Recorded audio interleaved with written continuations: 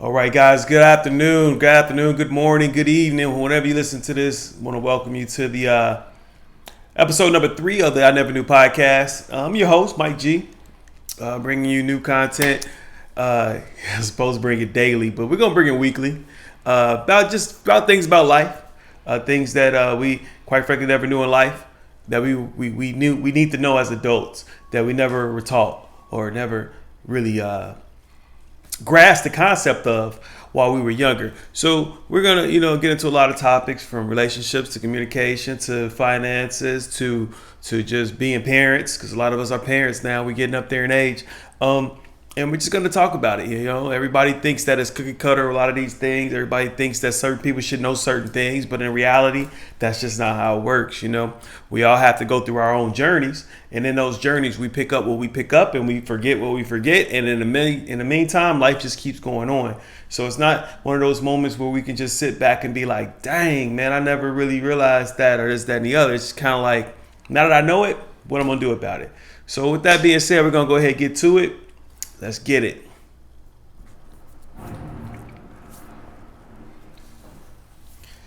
All right, on our first topic today, guys, we want to get into relationships. Now, I'm not gonna lie, I started this podcast to really focus in on communication between men and women, i.e., relationships, because I felt like that's something that I lacked in life, and through my readings, and I read a lot, about a lot of self-help books, a lot of things about myself.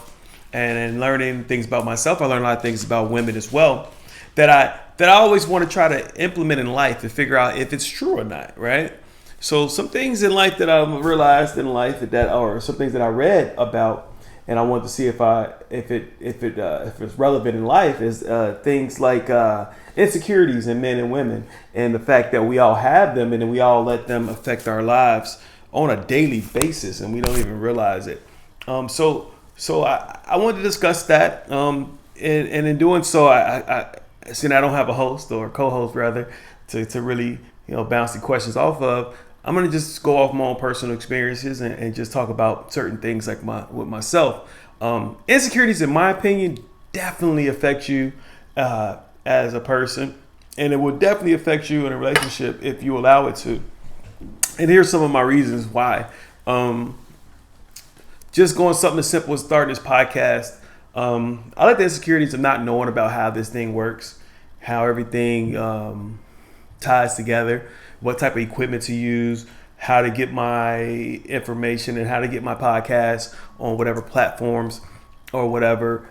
I let that get in the way of me actually doing the thing. And that's a form of insecurity, right? Because you're not sure about yourself. You're not sure about what's going to happen. And a lot of times that's basically the beginning and ending of every thought or dream that most of us have in life.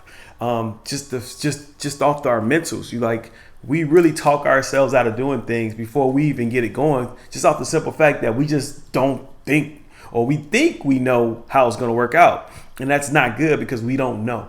Not realizing that until you really try something or do something, you'll never know what you're capable of doing.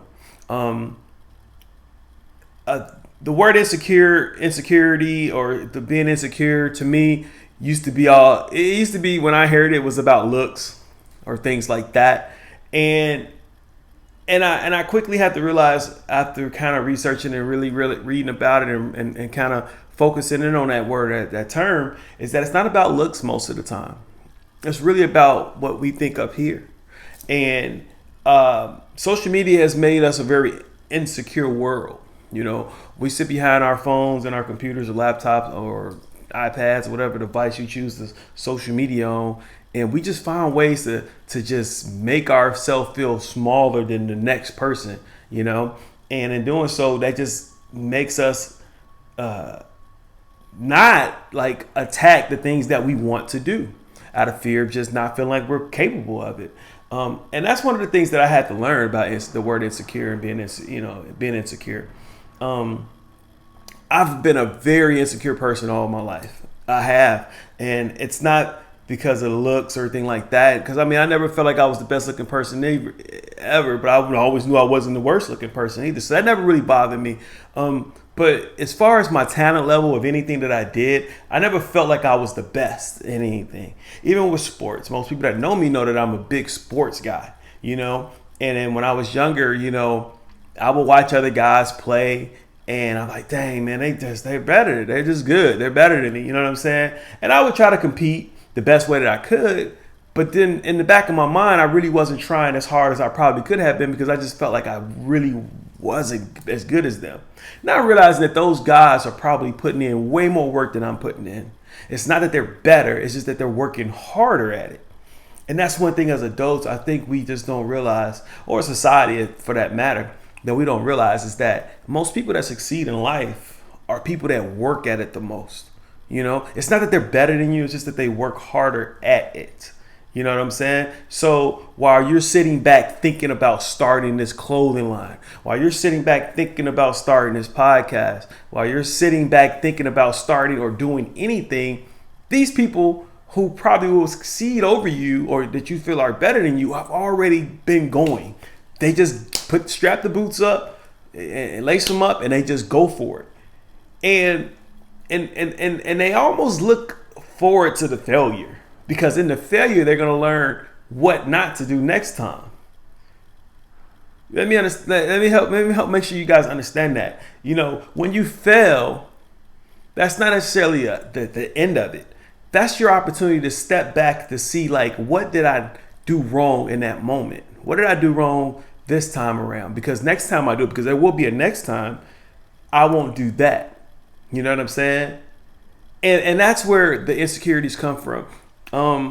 Also, when you talk about support, you know, and anything in life, man, if you don't have the support system that you need to get through certain things, or push you to or through certain things, you won't do it. You know what I'm saying? It's really that simple, you know. It's really a beautiful thing when a person has a strong support system via family or cousins or mom or dad or anything. That's one of the key things in pushing ideas. You know what I'm saying? Because most of the time, a lot of us, we all have these ideas, but we just don't feel like we have the support to get those ideas pushed and make them succeed. So when we talk about insecurities in men and women, we all have them. We all have them. And it's one of those things where it's like, we have to check ourselves in those moments about being insecure, because no one's perfect. No one's perfect. And no one just jumps out and just becomes successful in anything that they do. Whereas it comes to business or relationships, is it that you have to put yourself in a vulnerable state that you're willing to put yourself out there to fail. Not saying that you're going to fail, but more times than likely you will fail. But you have to be okay with knowing that if I fail, that's part of the process. There's no luck involved with this. What they say, luck is nothing more than opportunity meeting preparation. Opportunity and meeting preparation or something like that. Like, you've been preparing for this moment, and bam, it had an opportunity or came up, and pow, you got that opportunity. Which, hey, I was kind of lucky to get this.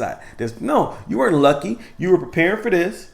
It popped up. You got it. Bam. That's it. That's what you want to call that luck. That's luck. Cool. But if a person wasn't prepared when that moment came, guess what? They can't say they got lucky to get this or get that or have this type of success, because they weren't preparing for it.